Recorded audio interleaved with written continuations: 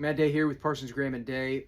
Was asked the other day whether or not verbal abuse was a crime. Okay, so when we think about domestic violence doesn't just mean physical acts of violence, right? A punch, a slap, a hit, a shove, a kick, right? It doesn't just mean those things. Okay, domestic violence also encompasses things like financial abuse, emotional abuse, verbal abuse. So the question was, is verbal abuse a form of criminally punishable domestic violence? Not typically within, and especially it doesn't appear that way within Oklahoma statutes. There are other crimes that can be committed through stating, right? Verbally stating that things are going to occur. You know, consider like threatening a violent act, right? Threatening a violent act is a crime, okay?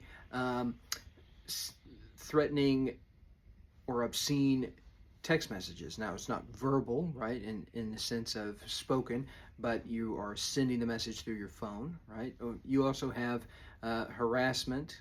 That also has some criminal components. Most of those crimes, though, require a belief that the threat could be carried out. So it typically involves I'm going to, batter you, I'm going to hit you, I'm physically going to come into contact with you.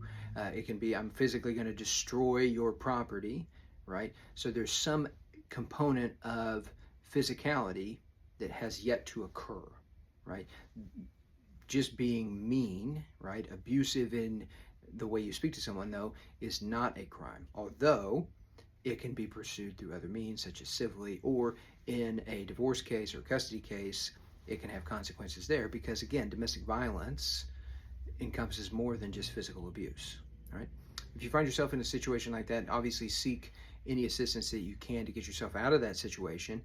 And if you need legal advice or legal counsel, give us a call today, 918-307-1529.